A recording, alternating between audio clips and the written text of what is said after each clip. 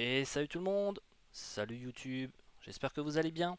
Alors aujourd'hui j'ai décidé de vous faire une petite vidéo sur le projet d'Afterland. Alors Afterland c'est quoi? C'est un petit projet Play to Earn qui est un FPS. Un FPS à la type Borderline, donc avec les graphismes de Borderline. Et on va un petit peu regarder à quoi correspond ce projet, si c'est fiable, si c'est pas fiable, si c'est un scam, si c'est un rug, etc. Alors comme vous le savez, on est sur des Play to Earn. Il y a pas mal de projets qui sortent ces derniers temps. Il y a pas mal de scams malheureusement, il y a pas mal de rugs, etc. Donc ça vous le savez si vous êtes un petit peu dans la crypto, dans les play to earn. Et justement, moi mon but, ça va être de vous présenter un petit peu ce projet. Et en conclusion, je vais vous donner mon appréciation, le plus objectif possible évidemment, par rapport à ce projet. Alors on va regarder ça tout de suite. Alors, Afterland, qu'est-ce que c'est? Donc, comme je vous l'ai dit tout à l'heure, c'est un play to earn qui va être basé sur la blockchain Immutable X. Alors, Immutable X, on va y revenir un petit peu tout à l'heure. Pour les gens qui ne savent pas ce que c'est comme blockchain, elle n'est pas super connue, mais c'est tout ce qui est déjà par rapport à Illuvium, etc. Mais on va y revenir un petit peu plus tard. Alors, déjà, Afterland, on va déjà voir ce que c'est. Alors, il y a des personnes derrière, il y a une société, donc c'est un projet français. Ce projet français, euh, il y a une société derrière qui est immatriculée avec un numéro SIRET, etc., etc., qui est dans le Tarbes. Donc là, en fait, moi, ce que j'ai fait, c'est que je suis allé directement sur société.com. Donc, pour les personnes qui ne connaissent pas, à partir de ce site, en fait, avec soit le numéro SIRET, soit le nom du dirigeant, ou soit le nom de la société, on retrouve à quoi ça correspond. Et donc là, effectivement, on voit que c'est la société Immervision VR, qui a été immatriculé le 4 avril 2018, donc il y a 4 ans, avec un numéro SIRET, etc. On a même l'adresse, donc 6 rue de la Chaudronnerie à Tarbes, pour ceux qui sont vraiment curieux. Donc on voit que ça a été immatriculé, etc. Et on voit qu'ici, on a Kevin Nika, qui est le président de la société, et que donc, à mon sens déjà, le fait que derrière ce projet Play to Earn, il y ait une société, c'est déjà un gage de sécurité pour nous. Parce que, comme vous le savez, il y a énormément de projets qui sont apparus, mais on ne sait pas habituellement qui est derrière. Il y a des LinkedIn, etc. Mais là, effectivement, il y a une société. Une société. Donc, ça, c'est déjà un gage de sécurité pour nous, parce que on saura où chercher si jamais il y a un problème. S'il y a un scam, s'il se barre avec la caisse, peu importe, on le sait. Voilà, on a le numéro SIRET, on sait où est-ce qu'ils sont basés, donc on saura où toquer. Alors, comme expliqué, c'est la société Immersion qui est basée à Tarbes. Et eux, ce qu'ils font, c'est que c'est une société de jeux vidéo, donc qui a été créée en 2018, donc ça fait plus de 4 ans maintenant. Et ils ont des centres qui s'occupent principalement de la VR. Donc ils ont plusieurs jeux qu'ils ont fait en VR. Ils ont une quinzaine, vingtaine de centres qui sont déjà actifs dans toute la France et ils sont en train de se développer à l'international, notamment en Espagne. Je crois qu'ils ont déjà un ou deux centres. Il y aura la Belgique, etc., etc. Ils sont vraiment en train de se développer et leur but en fait, c'est de créer des jeux en VR. Donc il y a des centres qui existent et le projet dont on parle, Afterland, c'est également un projet qui va à terme être en VR et c'est le premier jeu qu'ils sont en train de créer sur la blockchain. Donc ça c'est super intéressant. Mais comme dit, il y a une société derrière, on sait où aller. Et donc là on voit l'équipe. Alors moi je parle principalement, donc lui c'est Kevin, le CEO, donc le président dont je vous ai parlé tout à l'heure. Et derrière on a Thomas qui est dans le marketing, donc je parle beaucoup avec lui pour tout ce qui est youtubeur, streamer, etc. Donc c'est lui qui s'occupe de tout ça. Et là on a l'équipe, je les connais pas ceux-là, mais je pense que ça doit être tout ce qui est développement, blockchain, etc. etc. Et évidemment, dans la description, moi je vous mettrai leur Discord, je vous mettrai leur lien YouTube. Donc vous pourrez déjà apprécier leurs vidéos sur YouTube qui présentent un petit peu tout ce qui est gameplay, tout ce qui est fonctionnement du jeu. Donc c'est déjà pas trop mal. Et là, dans le white paper, donc là c'est pareil, je vous mettrai le lien pour le white paper. Vous verrez qu'il y a des LinkedIn, etc. Vous pourrez déjà faire votre propre recherche. Alors encore une fois, moi je vous présente le jeu, mais ça n'empêche pas que derrière vous fassiez vos propres recherches. Et encore une fois, comme d'habitude, c'est pas un conseil d'investissement, donc les gars, faites attention à vos investissements et faites vos propres recherches. Donc là, on voit effectivement qu'il y a des graphismes, il y a des développeurs, responsables commerciaux d'immersion. Donc voilà, il y a déjà une petite équipe qui est en place. Alors, ils ont commencé à développer Afterland au début du confinement, donc c'est-à-dire il y a 2 ans. Et ça fait 2 ans que le jeu est en développement. Alors pour l'instant de ce qu'on sait, c'est qu'il y a 4 maps pour l'instant.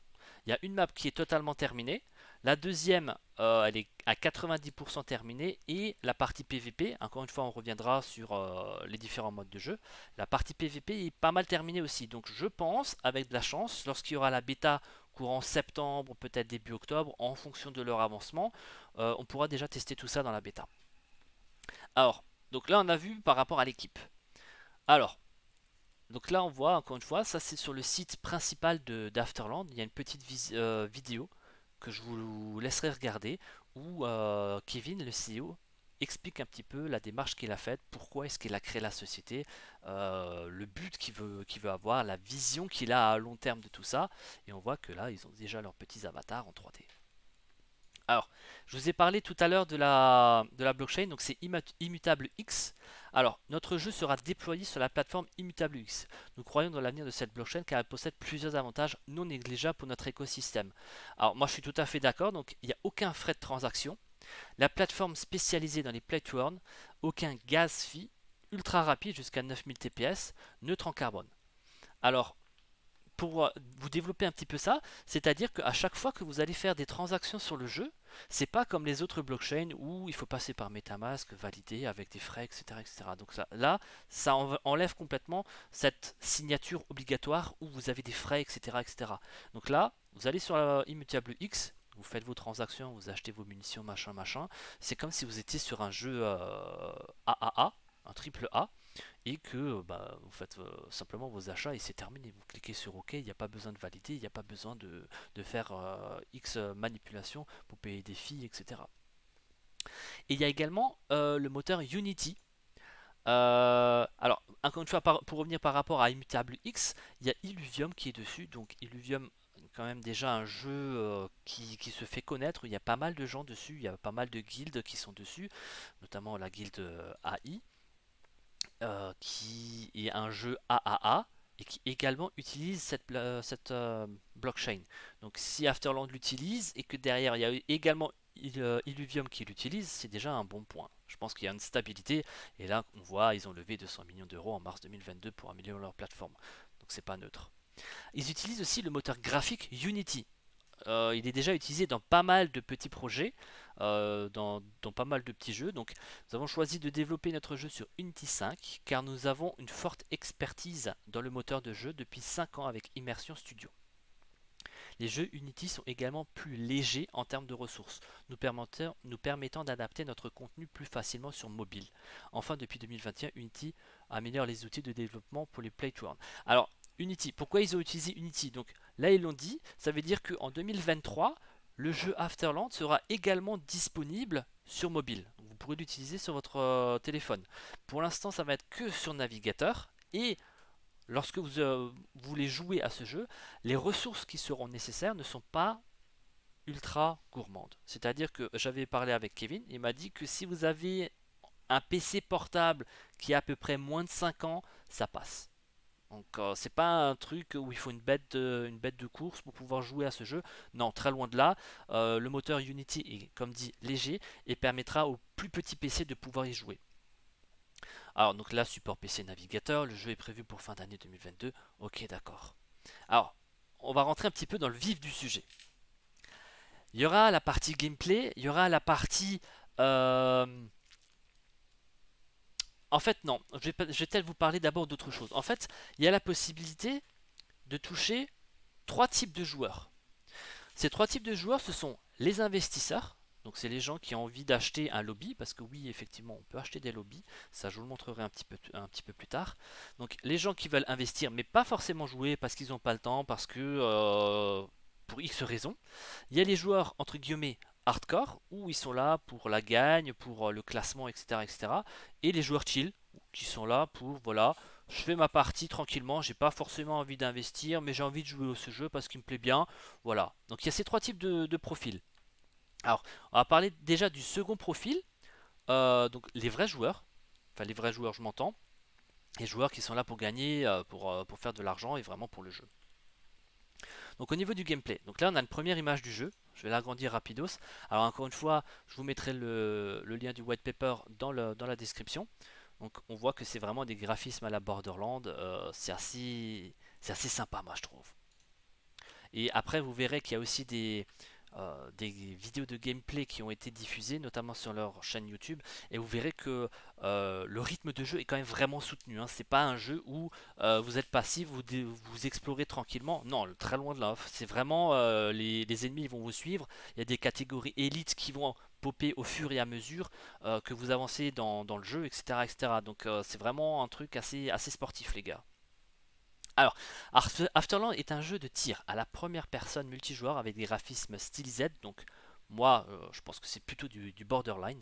Donc, pour gagner des tokens, plusieurs options de gameplay s'offrent à vous. Le jeu sera jouable totalement en free-to-play avec un système de Scholar. Le Scholar, je vais revenir dessus un petit peu plus tard également. Alors, le mode PvE aventure. Donc, ce qu'il faut savoir, c'est que vous pouvez jouer jusqu'à 4. Il y a une équipe de 4 personnes.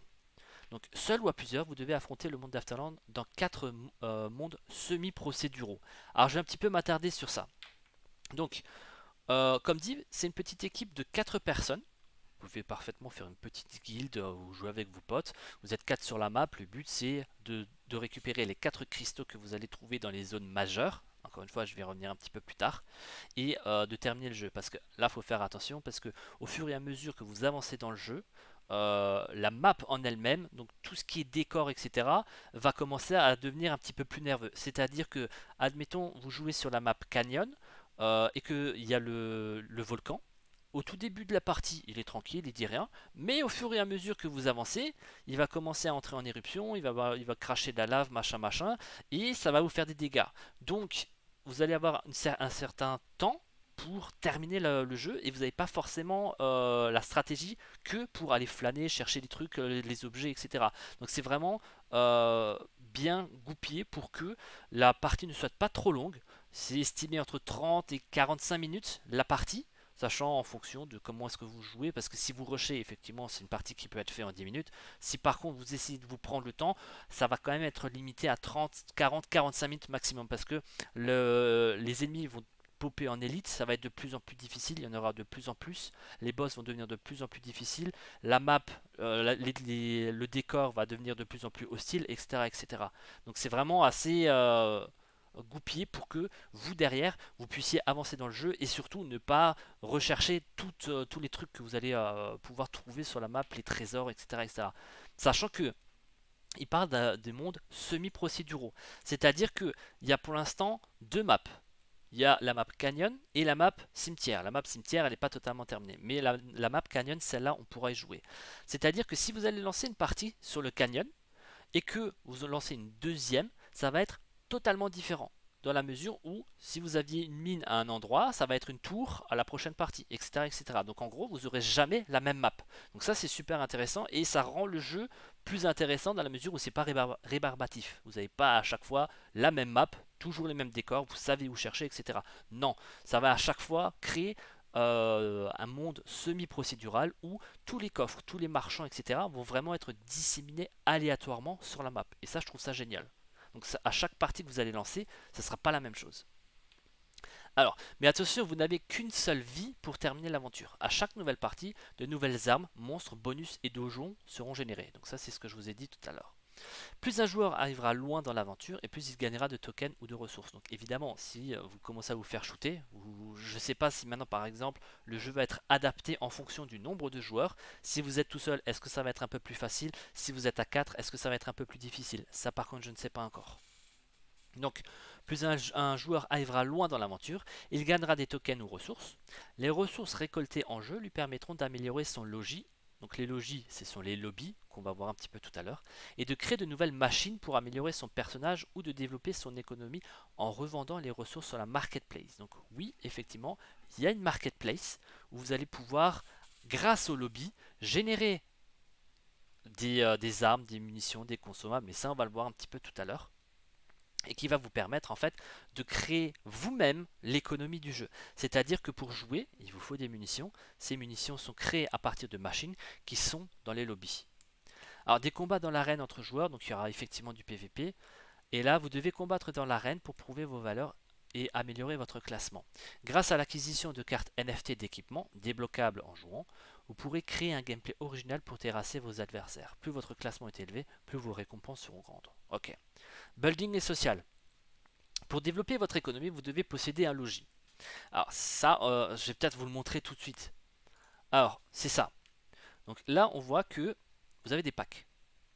Dans ces packs, vous avez... Alors, je vais juste redescendre parce que là, ça fonctionne sous forme de... Hop, à côté, il y a des petites languettes. Dans ces packs, vous avez le Discover Pack, assimilé à un bronze pack, le Adventure Pack qui est assimilé à du Silver, et le Master Pack qui est assimilé au Gold. Alors, le Discover Pack, qu'est-ce qu'on a dedans? On ne connaît pas encore les prix, les gars. Pour l'instant, on ne les connaît pas. Ça va encore fluctuer parce que là, au niveau des cryptos, c'est pas forcément top top. Il y a la chute un petit peu de l'Ethereum, du Bitcoin, etc. Ça va remonter et je pense qu'ils vont s'adapter par rapport à ça. Dans le Discover Pack, il y a quoi? Il y a un NFT lobby, le Tiny House. Alors déjà, je vais traduire aussi la page pour que vous, vous puissiez le lire en même temps si ça vous intéresse. Il y a 2 NFT de machine et 10% d'efficacité d'empilage, de stacking. Alors, le token de gouvernance du jeu s'appelle l'AFL. Le token de production s'appelle l'ELEC. En gros, lorsque vous allez avoir un lobby, vous allez avoir des cartes NFT machine qui vont vous permettre de produire des consommables, etc. Ça, on va voir un petit peu plus tard au niveau du white paper. Mais pour produire de l'ELEC, qui est consommé justement par ces machines, il vous faut stacker de l'AFL. L'AFL stacké produit de l'ELEC. L'ELEC est utilisé pour les machines pour produire tout ce qui est consommable, donc munitions, grenades, etc. etc. Donc, si vous achetez un pack, que vous avez un lobby, vous devez stacker obligatoirement de l'AFL, donc le token du jeu, token de gouvernance, pour générer de l'ELEC qui va être utilisé pour produire vos armes. Les 10% d'efficacité du stacking sont uniques. Quand je dis unique, c'est-à-dire que là, pour le lancement du jeu, il va y avoir un certain nombre de lobbies qui vont être générés, mais après, au fur et à mesure du développement du jeu, il y aura d'autres lobbies qui vont être générés. Mais pour la première édition, vous avez droit à un bonus de stacking. C'est-à-dire que là, sur un bronze pack, donc un pack de découverte, vous allez avoir 10%, le silver 20% et le master 40%. Ce que les autres packs n'auront pas. Donc d'où l'importance d'acheter des packs avant si vraiment le jeu vous intéresse. Parce que vous allez justement avoir ces bonus de stacking. Sachant que si vous achetez un master à 40% de bonus de stacking, c'est juste énorme. Après, à voir en fonction du prix, à voir en fonction de votre budget. Alors, information sur les lobbies aussi, sur les halls. Les lobbies sont des environnements communautaires personnalisables. Avec eux, vous pouvez empiler, alors stacker, la production de machines et construire votre économie. Plus un lobby contient de créneaux, plus votre capacité de production s'améliorera. La Tiny House contient 4 emplacements pour vos machines et vous permet d'inviter jusqu'à 8 joueurs. Donc effectivement, ça va être une place où vous allez pouvoir inviter vos potes. Ça va être une sorte de petit métaverse personnalisé. Sachant que votre espace à vous, vous aurez également un hôtel des ventes. Donc il y a un hôtel des ventes public où il y a une taxe de 10% sur tout ce que vous achetez. Par contre, si vous connaissez quelqu'un qui a un lobby, qui vous invite chez lui, vous pouvez également acheter chez lui, mais vous avez une taxe seulement de 5%. Donc ça, je trouve que c'est aussi intéressant dans la mesure où vous voulez payer moins cher votre équipement, ben déjà vous allez gagner 5% sur tout ce que vous allez acheter si vous connaissez quelqu'un qui a un lobby, ou même pour vous-même. Et donc il y a 4 emplacements de machines, sachant que ça évolue en fonction du lobby que vous allez avoir, jusqu'à 8 joueurs. Alors on va regarder aussi la différence qu'on va avoir par rapport au silver. Donc, alors c'était cet onglet. Hop, on va cliquer sur le pack silver.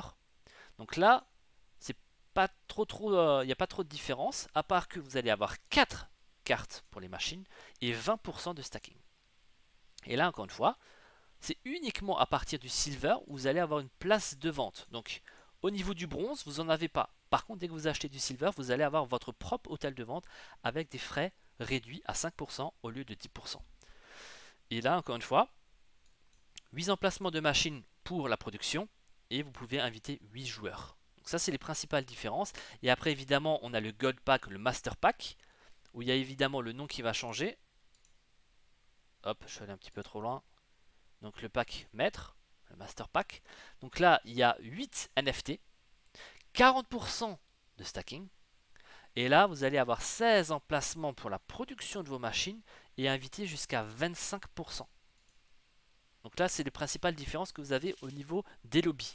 Encore une fois, on ne connaît pas encore les prix. Ça va forcément fluctuer avec les cryptos. Donc à voir, à surveiller. Pour l'instant, on ne connaît pas vraiment les prix. Alors, je vais revenir par rapport au white paper. Donc, on était ici. Pour développer votre économie, vous devez posséder un lobby. Ou un logis traduit ici. Cela vous permettra de construire vos propres machines, de produire des ressources nécessaires, mais également d'inviter d'autres joueurs chez vous pour montrer votre collection de NFT. Alors ce qu'il faut savoir aussi, c'est que dans le jeu, vous allez pouvoir trouver des reliques que vous pouvez exposer chez vous. C'est des petits trucs assez sympas que vous pourrez exposer. Plus un logis est grand, plus il offre de possibilités de jeu. Nombre de joueurs, commerce, event. Sachant que, encore une fois, dans les lobbies, vous pourrez avoir des spécialisations, c'est-à-dire que vous pouvez développer vos réseaux sociaux, avoir des mini-jeux dans votre lobby, et j'en passe. En conclusion, afin que le jeu fonctionne, nous avons souhaité qu'il s'adapte aux attentes de toute la communauté Play to Earn. Donc les investisseurs avec le building, les gamers exigeants avec le PvE et le PvP, et les casuals avec le free-to-play. Donc c'est ce que je vous ai expliqué au début. Ça permet de toucher trois types de personnes: les investisseurs, les pro-gamers et les casuals. Donc les gens qui ont envie de jouer tranquillement, les gens qui ont envie de jouer justement pour la gagne, ou encore les joueurs qui ont juste envie d'investir et d'avoir un revenu passif. Parce que oui, le fait d'avoir un lobby permet d'avoir un revenu passif, notamment avec le Scholar. Le jeu est pensé depuis le début pour répondre au croisement de ces trois fondamentaux. Alors le gameplay. Donc le jeu se décompose en 4 mondes. Pour l'instant, on ne les connaît pas tous. Il y a le canyon, le cimetière, la jungle lunaire et le monde 4, pour l'instant, on ne le sait pas. Alors, déroulement d'une partie. Lorsque la partie démarre, vous n'avez pas d'armes, pas de bonus, pas de token. Toutefois, les cartes NFT d'équipement gagnées en jouant vous permettront d'améliorer les stats de votre personnage. Alors, on va aller un petit peu plus loin dans le détail parce qu'il y a pas mal de choses à savoir. Il y a des armes spécifiques à chaque map.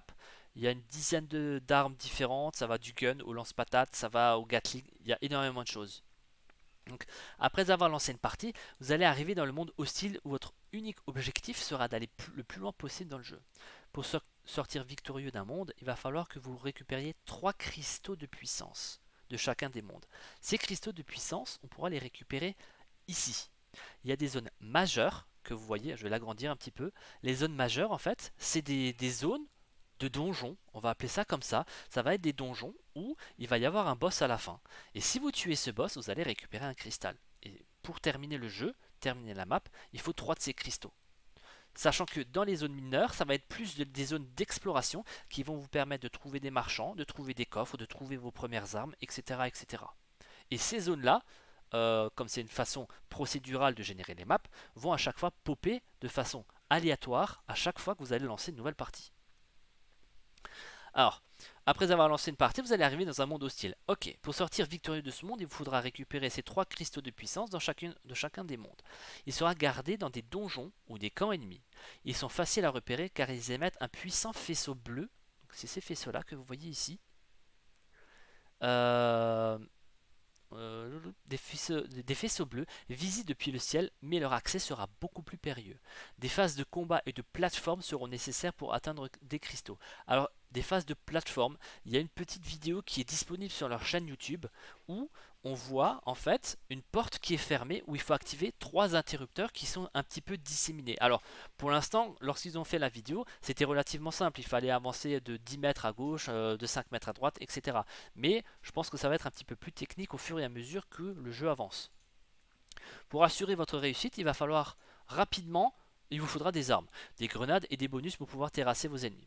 Vous pourrez en obtenir auprès des marchands en échange de quelques pièces ou trouver dans les coffres cachés dans différents mondes. Alors quand vous allez jouer sur le jeu, vous allez récupérer des pièces. C'est pas les tokens du jeu, mais c'est des pièces que vous allez récupérer pour acheter des armes directement dans le jeu chez le marchand et qui vont être effacées une fois la partie terminée. C'est pas du tout le token du jeu. Par contre, quand vous butez des mobs, quand vous butez les boss, là vous allez récupérer du token, des armes, des NFT, etc., etc. Donc une fois les 3 cristaux récupérés, vous allez pouvoir créer un portail pour passer au monde d'après. Mais attention, c'est généralement à ce moment-là que le boss du monde apparaît. Attention, les mondes évoluent sur la durée. Plus les joueurs restent dans une dimension, plus elle devient hostile. Les ennemis gagnent en puissance, le pourcentage de monstres élites devient plus important et la nature commence à se déchaîner. Donc ça c'est ce que je vous ai dit tout à l'heure. Dans le canyon, là vous voyez il y a un petit volcan et au fur et à mesure que vous tardez sur la map, bah, il va entrer en éruption, il va y avoir des élites qui vont popper, etc. etc. Donc là, voilà, ils disent, exemple dans le canyon, le volcan va commencer à cracher des boules de feu et une tempête se prépare. Vous devez alors prendre le risque de continuer votre exploration ou de terminer votre partie. Donc là, encore une fois, ça intègre une notion de stratégie en fonction du temps que vous allez passer. Est-ce que vous allez d'abord explorer la map pour vous faire un maximum de coffres, d'armes, etc. Ou est-ce que vous allez rusher les boss et derrière prendre le maximum de temps pour explorer jusqu'à ce que vous y arrivez plus. Et donc là, c'est ce que je vous ai expliqué tout à l'heure avec les zones majeures et les zones mineures. Le monde sont construits en plusieurs zones, donc les mineurs et les majeurs. Chaque zone est un bloc interchangeable. À chaque nouvelle partie, de nouvelles zones apparaîtront. Exemple, si vous aviez vu une énorme tour, elle pourra devenir une mine ou un château à la prochaine partie. Cela permet aux joueurs de vivre une expérience inédite à chaque partie. Les zones mineures sont des zones dites plutôt d'exploration et des zones majeures cachent les cristaux de puissance ainsi que des boss et des récompenses importantes. Donc là, encore une fois, je ne sais pas si la difficulté va être adaptée si vous êtes tout seul ou si au contraire vous êtes à 4 personnes. Ça, je ne sais pas du tout. Alors, au niveau des armes, dans chaque monde, 11 armes différentes seront disponibles. Donc il y en aura 44 au total. À peu près tous les types d'armes existent dans Afterland et chacune d'elles possède un gameplay unique. Elle possède notamment différents niveaux de rareté, normal, rare, épique, légendaire. Plus une arme est rare, plus elle est puissante, ce qui est totalement logique. Les armes possèdent également des éléments de dégâts différents, feu, eau, poison, glace, foudre et les classiques. Selon leurs éléments, elles peuvent être plus ou moins efficaces contre les ennemis. Alors là, encore une fois, il faut savoir que certains ennemis, notamment des boss, ont des spécificités, ont des attributs. Par exemple, je dis une connerie, il y a un boss de glace, le feu va être efficace contre lui. Par contre, si vous allez utiliser la foudre, pas forcément, etc. etc. Donc ça, c'est encore une fois une petite note stratégique qu'il faudra avoir dans le jeu. Et là, on voit un petit peu les armes qu'on a. Donc là, on voit qu'il y a un pistolet. Ça a l'air d'être un fusil à pompe. Là, il y a une mitraillette. Là, il y a un lance-patate. Il y a des armes au corps à corps. Ça, je crois que c'est un lance-flamme, un laser, une sorte de laser, un double gun. Voilà, donc c'est vraiment varié. Là, par contre, pour les armes de cimetière, c'est différent. Il y a des arcs, arbalètes. Ça semble aussi être un laser. Enfin, voilà, il y a pas mal de. Les designs sont sympas. À voir exactement à quoi ça correspond. Alors là, il y a les affixes et les bonus. Alors là, c'est un petit peu plus compliqué. C'est plus technique. Lorsqu'une arme apparaît, elle obtient des effets bonus aléatoires selon une centaine d'effets possibles appelés affixes. Une arme peut avoir jusqu'à 5 affixes en même temps, garantissant à un joueur de posséder une arme unique à chaque nouvelle partie. Et donc là, en fait, vous avez un petit peu les stats qui peuvent évoluer en fonction de la rareté, en fonction de l'évolution. Donc là, vous avez les dégâts, les munitions utilisées, la range, donc la distance sur laquelle vous pouvez l'utiliser, et la fire rate. Alors, il y a aussi des grenades. Alors, les grenades, il y a plus de 40 grenades magiques différentes. Et chaque grenade a un effet différent. Donc là, vous voyez, il peut y avoir par exemple une grenade où vous pouvez vous soigner avec, une grenade de poison, de feu, de foudre, etc., etc. Il y a même des invocations. Là, vous voyez, il y a un petit golem de glace.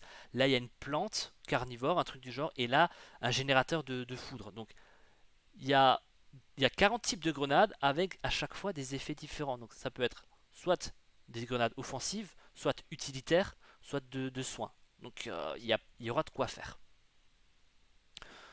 Au cours de votre périple, vous rencontrez des marchands différents en échange de quelques pièces, monnaie valable uniquement durant la partie en cours, donc ça c'est ce que je vous ai dit tout à l'heure.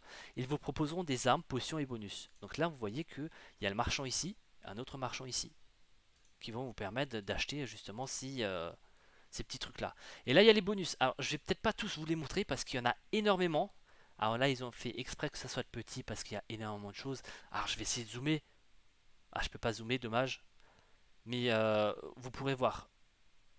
Ça, faudra peut-être que je fasse une capture, peut-être en l'enregistrant. Là, si je regarde, un truc de 60%, faut vraiment regarder. Il y a pas mal de petites choses. Donc là, vous voyez qu'il y a jusqu'à 5 affixes et pas mal de bonus aussi. Donc dès que vous allez avoir une arme, plus jamais vous allez avoir la même arme. Donc il y aura à chaque fois des nouvelles choses sur l'arme, ça sera à chaque fois différent, un type différent, des affixes différents, etc. Chaque partie que vous allez lancer sera systématiquement différente. Et ça c'est super intéressant à ce niveau-là. Quelques images de la map cimetière en cours de création. Donc là on voit qu'il y a la cimetière et comme ils ont dit tout à l'heure que le paysage va être de plus en plus hostile. Alors moi je pense qu'à un moment il va y avoir des squelettes ou des zombies qui vont sortir de terre, des élites, etc. etc. Il y a pas mal de choses donc on pourra imaginer pas mal de petits trucs. Alors le financement et les récompenses. Donc là on voit un petit peu comment est-ce que ça va se passer lorsque vous allez vous connecter au jeu. Ce qu'il faut savoir c'est qu'il y aura un client à télécharger. Ça ne sera pas forcément sur navigateur. Donc là on voit que il y a votre AFL, il y a l'ELEC que vous avez, démarrer une aventure, un match PVP, trouver un associé. Donc ça en fait c'est le Scholar, je vais y revenir un petit peu tout à l'heure, et le coffre de récompense. Alors, ce qu'il faut savoir aussi comment ça va fonctionner, je vais peut-être vous le dire un petit peu plus tard quand on aura vu comment ça fonctionne. Alors, le jeu vous propose trois possibilités de gameplay bronze, argent et or. Selon le portage choisi, vous allez devoir être plus ou moins performant dans le jeu par rapport aux joueurs. C'est-à-dire, lorsque vous allez choisir par exemple une partie en bronze, vous devez dépasser 20% des joueurs pour gagner. C'est-à-dire que vous allez miser une certaine somme. Lorsque vous allez faire votre partie, vous allez avoir des points en fonction de votre avancée, des boss que vous allez tuer, etc. etc. Et il faudra que vous soyez plus performant que 20% des joueurs. En argent, c'est 50% et en or, c'est 80%. En fait, le système, c'est un système de pari. Et c'est ça qui se différencie par rapport aux autres jeux, c'est pas un Ponzi. Le jeu n'est pas un Ponzi. Donc ça, c'est vraiment une information qu'il faut retenir. C'est pas un Ponzi, mais c'est un système de mise. C'est-à-dire que vous allez jouer de l'AFL, vous allez dire, bon, je suis pas spécialement bon, je vais faire ma première partie, je vais jouer en bronze. Donc, et vous allez avoir également un multiplicateur, un effet de levier, donc x1, x2, x10. Donc, je dis une bêtise. Si maintenant vous allez jouer une partie avec 100 AFL, mais vous dites, bon allez, je vais faire un x2, je vais miser, je vais être un levier x2, donc vous allez jouer 200 AFL. Et vous allez jouer en bronze. Donc, ce qui veut dire que au niveau de votre score, vous devez être dans les 80% au-dessus des joueurs qui auront malheureusement perdu leur truc. Donc en gros, les 20% de joueurs qui auront joué et qui malheureusement sont assez bas dans le classement vont perdre leur token. Et ces 20% vont être répartis dans les 80% gagnants. Donc évidemment, il y a 80% de gagnants, 20% de perdants, et ce sont les perdants qui financent les gagnants. Donc c'est pas du Ponzi, c'est des mises. Donc en gros, vous avez misé les 200 AFL, vous avez gagné. Le reward pool va être réparti en fonction de votre mise avec un système de calcul en croix où les 20% de gens qui ont perdu va être répartis dans les 80%. Et pour l'argent, c'est pareil, c'est du 50-50. Et en or, c'est l'inverse. Là, c'est 20% de joueurs qui gagnent, 80% de joueurs qui perdent. Donc forcément, si vous jouez en or, vous allez avoir beaucoup moins de chances de gagner, mais vous allez gagner beaucoup plus. Inversement, en bronze, vous allez avoir beaucoup plus de chances de gagner, mais vous allez gagner beaucoup moins.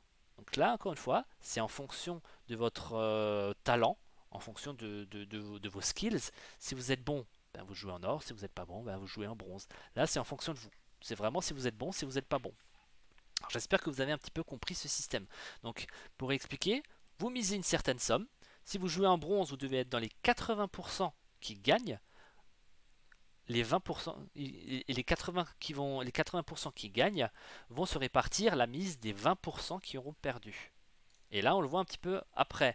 Donc, selon le portage choisi, vous allez devoir être plus ou moins performant dans le jeu par rapport aux joueurs. En effet, si vous choisissez le portail bronze, il faudra que votre score d'arrivée dépasse celui de 20% des joueurs, 50% pour l'argent et 80% pour l'or. Plus vous arrivez loin dans l'aventure, plus vous allez gagner du token selon le portail choisi.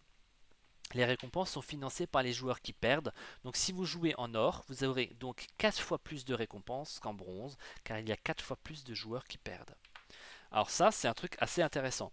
Ce qu'il faut savoir par contre, comment est-ce que c'est calculé? Parce que là, vous allez vous dire, Ok, mais je fais une partie. Mais comment est-ce que je vais savoir que je suis plus performant que 20% des autres joueurs ou 50 ou 80? En fait, ce qui a été mis en place, c'est un système de coffre, comme à la Clash Royale. Toutes les 24 heures, vous allez avoir un coffre qui va vous dire que hier, par exemple, vous avez gagné, vous avez perdu. Donc en gros, vous allez jouer une partie aujourd'hui, mais forcément le système ne peut pas savoir où est-ce que vous vous placez, si vous êtes dans les 20% de perdants, etc. etc. C'est pour ça qu'il y a 24 heures qui vont passer, il y a un coffre qui va vous être alloué, et c'est une fois que ces 24 heures seront passées, que toutes les stats auront été calculées, etc., dans le coffre, vous aurez vos récompenses. C'est comme ça que c'est calculé. Donc il ne faut pas vous dire, vous allez finir la partie, vous allez directement avoir votre récompense. Non, c'est le lendemain, lorsque vous allez ouvrir votre coffre. Ça, c'est un truc qui n'est pas noté dans le white paper et qu'il faut savoir. Donc là, ils montrent que voilà, le pool des perdants, le pool des gagnants. Si vous avez joué en silver, par exemple, les 50% de gens qui ont perdu vont financer les 50% des gens qui ont gagné. Alors là, encore une fois, vous avez l'effet de levier. Par exemple, il y a des gens qui ont misé 100 AFL. Ok, ils vont avoir leur clé de répartition, ça va être 100. Par contre, il y en a qui ont utilisé un multiplicateur. Et ça va être rapporté par rapport au total de la poule. S'il y a 1000 et que vous avez misé 100, vous allez avoir 10%. Par contre, s'il y a 1000 et que vous avez misé 200, vous allez avoir 20%. Ce qui est totalement logique. Les joueurs auront également la possibilité de miser plus de tokens au lancement de la partie. Ainsi, les parties pourront être lancées en x1, x2, x10. Les gains seront multipliés selon la mise de départ. Si vous n'avez pas de tokens pour jouer, vous avez deux possibilités. Et c'est ça, encore une fois, qui est super intéressant. Donc vous pouvez jouer gratuitement grâce au système de Scholar intégré au jeu, vous permettant de partager les récompenses de vos prochains runs en échange d'un financement des parties. Jouez en mode free-to-play grâce à une partie offerte chaque jour. Donc même si vous jouez en... avec du token, vous avez une partie par jour gratuite qui vous permet de générer du token. Donc ça c'est intéressant aussi. Par contre si vous voulez faire plus de parties par jour, il vous faut du token pour miser et donc soit de gagner, soit de perdre, comme je vous l'ai expliqué tout à l'heure. Et là, il y a le détail du calcul, ça je vais peut-être passer dessus. Il y a les filles, évidemment, le studio qui prend, ce qui est totalement logique. Et là, c'est ce que je vous ai expliqué. Effectivement, si là ils l'ont rajouté, je crois qu'ils l'ont rajouté. Donc vous avez en fait les coffres de récompenses qui sont toutes les 24 heures. Et là, vous voyez qu'il y a une free game toutes les 24 heures également. Donc ça, c'est intéressant également. Alors le PVP, pour l'instant, on ne sait pas trop encore. Euh, je vais peut-être passer un petit peu cette partie. En fait, c'est soit du 1v1, soit du 2v2. Donc là, vous voyez qu'il y aura des petites vidéos.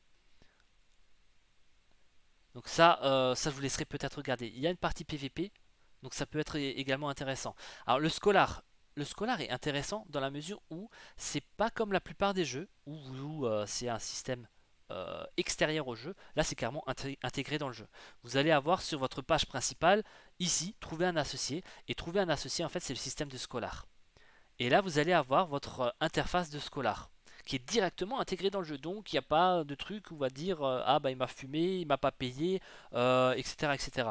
Donc là, lorsque le joueur clique sur consulter les annonces fournisseurs, vous pouvez voir les annonces de tous les fournisseurs de portail avec leurs attentes. Les fournisseurs sont des investisseurs qui payent les parties des joueurs en échange de royalties sur la prochaine partie. Donc en gros, vous allez demander à quelqu'un de jouer pour vous et vous allez récupérer des récompenses.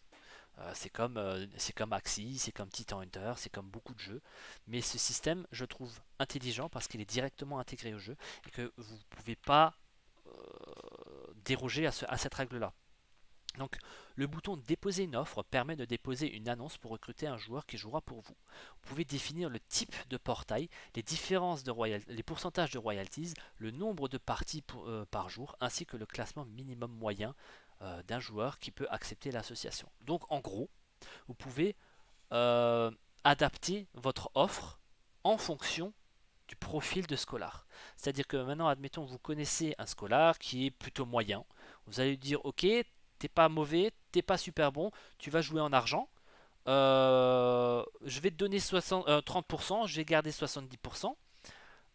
Donc là, on va peut-être zoomer. Par contre, il faut que tu aies également un taux de réussite supérieur à 70%.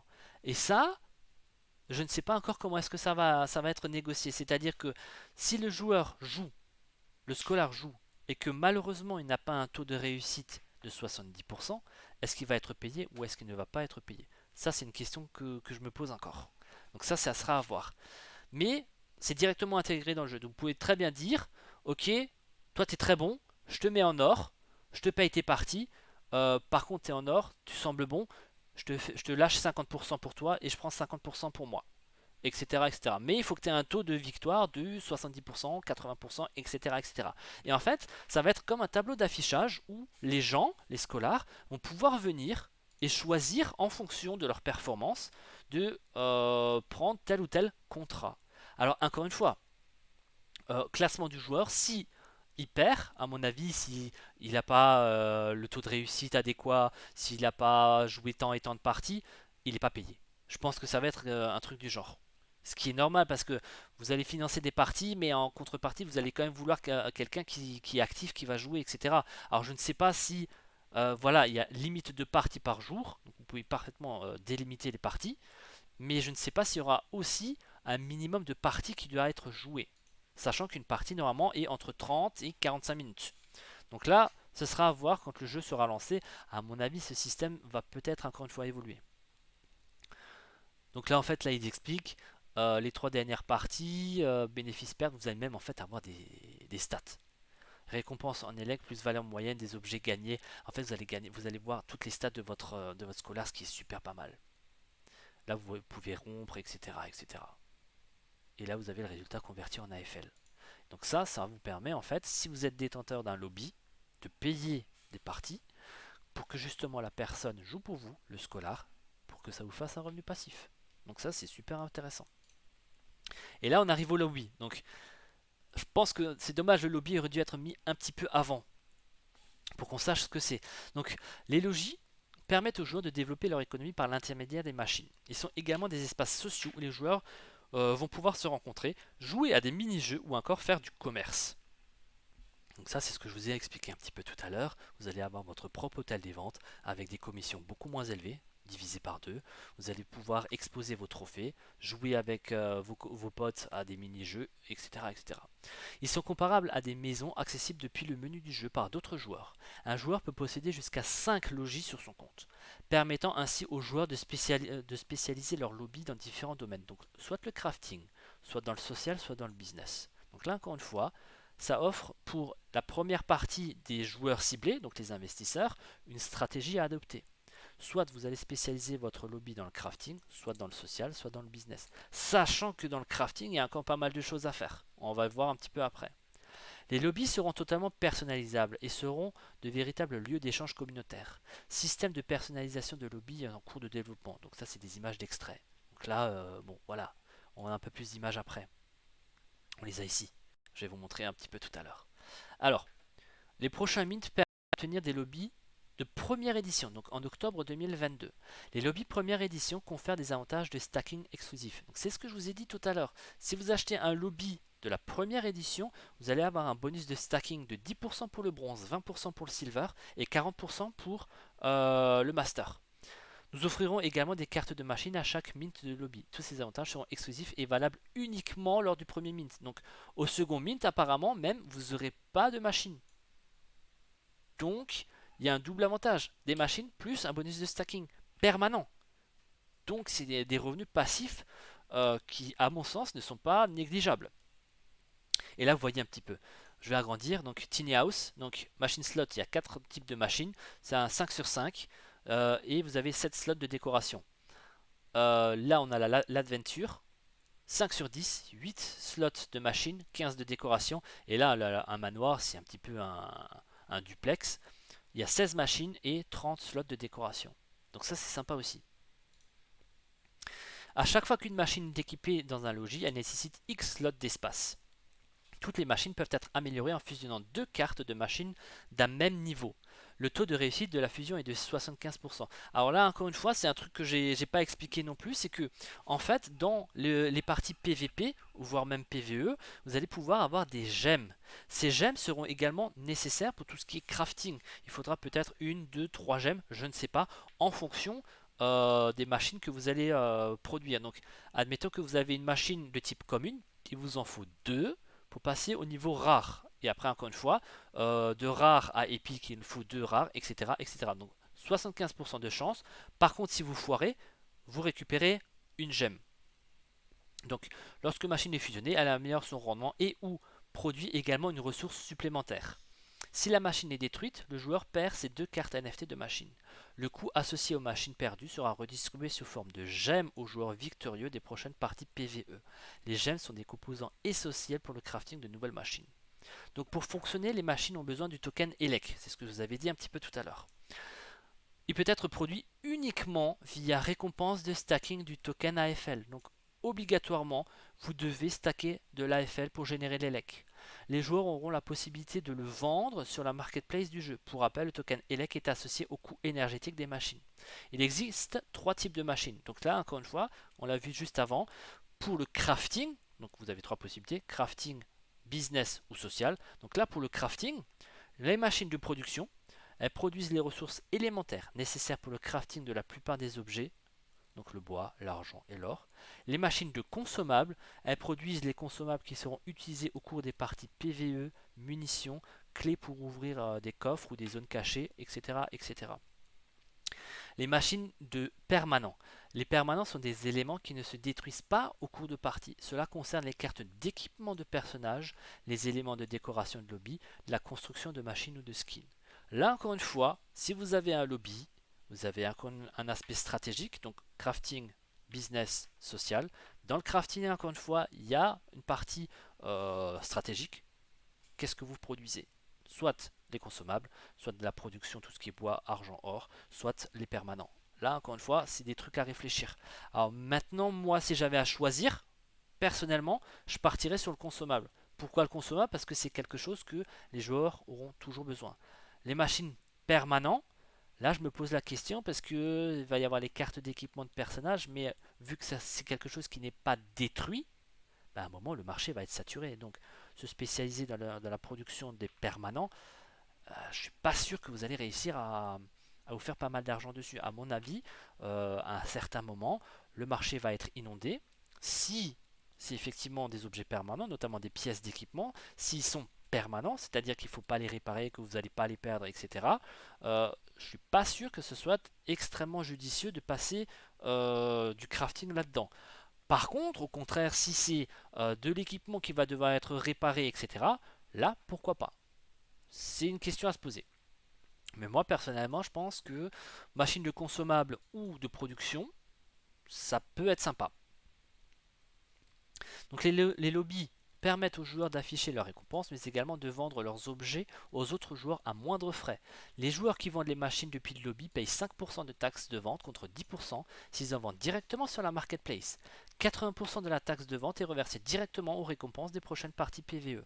Donc là, encore une fois, s'il y a des ventes de consommables, peu importe, etc., le pool des gagnants va être alimenté par ces taxes-là.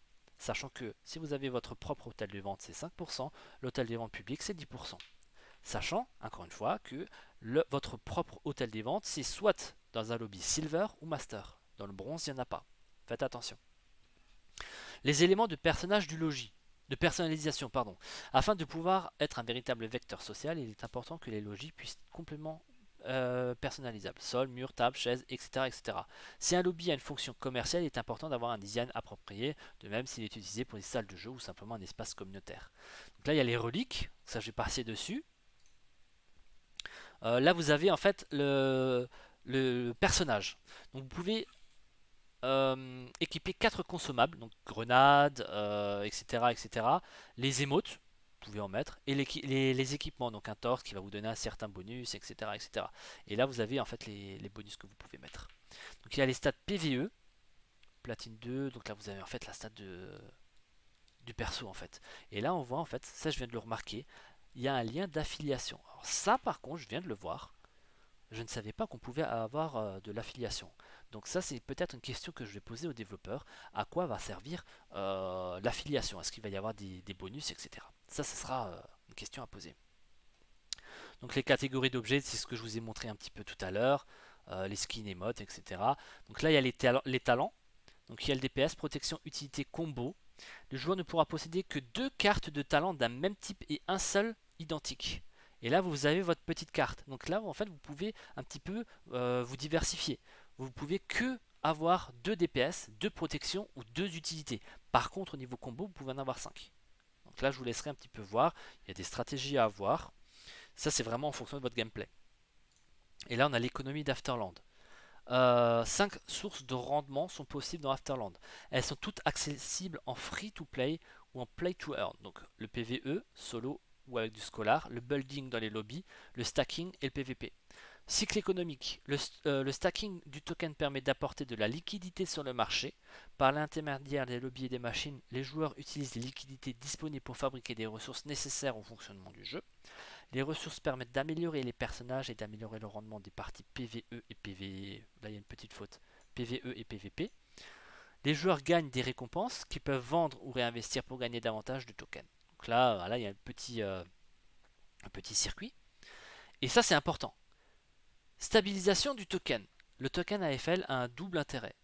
Il est la monnaie d'échange du jeu, mais surtout lorsqu'il est stacké, il produit du token ELEC. De fait, tant qu'il y aura des joueurs sur le jeu, il faudra ainsi obligatoirement que quelqu'un stack et donc stabiliser le cours de l'AFL pour permettre aux joueurs de jouer. Ce double intérêt apporte plus d'utilité au token et donc plus de valeur. Le token AFL pourra également être burn via la taxe sur les ventes d'objets. En effet, si le cours du token est déflationniste, nous brûlerons du token à chaque transaction. A l'inverse, si le cours du token est inflationniste, la taxe des ventes sera redistribuée aux joueurs durant la partie. Donc ça c'est pas mal parce que derrière ils peuvent avoir une réserve de tokens pour le cramer si le token va trop haut, ou inversement, ils vont le redistribuer aux personnes si le token est stable. Donc ça c'est pas mal du tout. Et encore une fois, euh, c'est les joueurs qui vont. C'est pas du Ponzi, ça c'est important à dire. C'est vraiment les joueurs, ils vont miser dessus et ils vont soit gagner, soit perdre. Fonctionnement des gemmes du système de fusion. Pour produire des machines, des cartes de talent ou encore des parchemins, le parchemin, ça faudra voir ce que c'est, les joueurs devront gagner des gemmes durant leur partie PvE ou les acheter depuis l'hôtel de vente. Les gemmes sont produites en quantité limitée selon le joueur de nombre actif lissé sur une semaine. Selon les estimations, uniquement 10% des joueurs pourront obtenir toutes les cartes de permanent au niveau 3. Donc c'est quand même... faudra déjà y aller. De ce fait, nous créons de la rareté sur ces jeux et donc de la valeur. Si le coût unitaire de la gemme diminue, nous réduirons le nombre de gemmes émises. En maîtrisant le nombre de gemmes, nous contrôlons le nombre de cartes en permanence, de permanent en circulation. Nous stabilisons le prix car l'offre sera proportionnelle à la demande. Donc ça c'est pas mal parce qu'ils vont quand même ajuster le marché en fonction de l'émission des cartes et des gemmes. Pour rappel, ok, il y a 75% de réussite, etc. La valorisation par le contenu, nous prévoyons de continuer le développement du jeu après sa sortie afin d'entretenir l'intérêt par les joueurs. Ainsi, tous les 6 mois, de nouvelles zones de jeu seront disponibles, etc. etc. Plateforme et support, donc ça, ok. Donc ça, c'est immutable X, donc ça, je vous en ai parlé tout à l'heure. Donc, il n'y a pas de frais. Il n'y a pas de gaz, ultra rapide. Alors ce qu'il faut savoir aussi, c'est que ça va être sur la blockchain Ethereum. C'est-à-dire que si vous allez convertir votre AFL en Ethereum, là par contre il va y avoir des frais. Ethereum, on le sait tous, c'est un petit peu cher. Donc là il y avait Unity, c'est ce qu'on en a discuté tout à l'heure. Et là vous voyez mobile courant 2023, donc grâce justement à Unity. Et là on a la tokenomique. Donc l'AFL, le token de gouvernance. C'est la monnaie du jeu, permet d'acheter et vendre les ressources du jeu. Elle s'obtient principalement via exchange ou récompense en mode PvE ou PvP. Alors je ne sais pas encore ce que la ration qu'il va y avoir entre l'AFL et l'ELEC qui est produit en fonction de l'AFL qui est stacké. Donc ça c'est éventuellement une question à poser au niveau du dev. Et là on a le token ELEC, donc permet de financer les coûts de production des machines de votre lobby. Il peut être associé au coût énergétique des machines. Il s'obtient uniquement par récompense de stacking du token AFL et ne peut pas être stacké. Son rôle est très important car sans lui, les joueurs ne pourront pas produire les ressources nécessaires pour jouer au jeu. Par conséquent, les joueurs seront incités à stacker le token AFL et donc stabiliser le cours de la monnaie. Et là, on a la tokenomie. Donc en fait, il va y avoir un ICO, premier round à 0,02 centimes, qui va être bloqué pendant 9 mois. Oui, j'ai bien dit 9 mois, c'est un petit peu long, mais ça permet en fait de ne pas que le token soit tradé. C'est-à-dire qu'en gros, vous allez acheter le token, mais vous n'allez pas pouvoir le vendre. Donc ça, c'est une bonne chose parce que il y a dans beaucoup de jeux, les gens achètent, ils se disent hop, je prends l'ICO, je le prends à 2 centimes et à la sortie du jeu, à la public sales, à 0,075 centimes, bah, je vais déjà faire au minimum un x3, x4. Et si ça se trouve, ça va pump, ça va passer à 50 centimes. Et là, le mec fait jackpot. Là, non. Là, ça va être bloqué. Vous n'allez pas pouvoir l'utiliser pendant les 9 mois. Pour le deuxième round, le token va être à 35 centimes, mais verrouillé seulement pendant 6 mois. Le troisième round à 5 centimes, pardon, et ça va être stacké 4 mois. Vous pas, ça va être loqué pendant 4 mois. Par contre, Public Sales, ça va être loqué pendant 2 mois. Donc pendant 2 mois, ce qui est sûr et certain, c'est que vous allez gagner du token AFL, mais le token que vous allez acheter ne peut pas être vendu. Donc ça, c'est une bonne chose pour stabiliser le token au début du jeu. Donc là, il y a ce que je vous ai dit tout à l'heure. 3 pools de liquidités seront disponibles. AFL qui va être transféré en ETH et inversement l'ETH en AFL, l'AFL en AFL, l'AFL en ELEC. Donc le token sera commercialisé en 2022, septembre 2022, NFT et lobby une semaine après. On a la roadmap ici. Ça, je vous laisserai le soin de regarder. Donc, ils sont déjà pas trop mal. Donc, Q4, lancement de la bêta. Donc, c'est ce que je vous ai dit. En septembre 2022, voire octobre 2022, il y aura une bêta pour ceux qui veulent participer. Je pense que ça sera pas open. Donc là, c'est bien marqué, c'est fermé. Alors, ce qui est déjà développé, donc ça, je vous laisserai regarder tranquillement sur le white paper. Si vous allez encore avoir des questions, là, c'est la société, c'est ce qu'on a vu tout à l'heure. Donc, voilà pour ce jeu. Alors, pour conclure par rapport à ce jeu, je trouve déjà que ce jeu est assez prometteur dans la mesure où c'est déjà un projet qui est en développement depuis 2 ans. On sait que derrière, il y a une entreprise, Immersion, qui a déjà 15 centres en France, qui s'est développé à l'étranger. J'ai eu l'occasion de beaucoup parler à Thomas, qui est le CEO. Il est très très open. On peut vraiment discuter avec lui. Avec Kevin, c'est pareil. J'ai aussi eu la chance de faire un AMA que vous pouvez également voir sur la chaîne. N'hésitez pas à la regarder si vous avez encore des petits doutes au niveau du jeu. Je pense que le jeu peut être vraiment assez intéressant. Personnellement, moi je suis assez hype. Moi, c'est surtout le côté de lobby qui m'intéresse. Moi, j'aime bien tout ce qui est crafting, etc. C'est un petit peu mon truc parce que je vais être honnête, au niveau PVP, PVE, sur les FPS, je suis pas super bon. Donc, moi, ce que je pense que je vais faire, ça va surtout être prendre du scholar, mais j'ai plutôt me concentrer sur la partie crafting. Après, chacun son truc. Si vous êtes bon, bah forcément, vous allez pouvoir générer pas mal de pognon. Donc voilà un petit peu mon avis par rapport à ce projet. Je doute très fortement que ce soit un scam. Il y a une entreprise derrière. Je pense pas qu'ils vont prendre le risque de scam, sachant que derrière ils ont déjà plusieurs structures, que ça va leur faire du tort.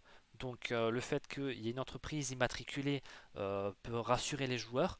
On sait également qu'ils ont un LinkedIn, qu'ils sont très très disponibles sur le Discord. Encore une fois, il y aura les liens dans la description.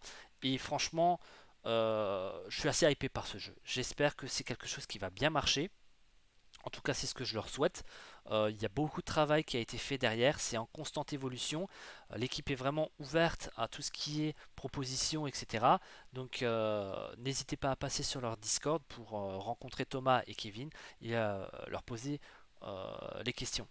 Donc voilà, j'espère que cette petite présentation du jeu vous a un petit peu éclairé. Encore une fois, ce n'est pas des conseils en investissement. Faites vos propres recherches. N'investissez que l'argent que vous êtes prêt à perdre.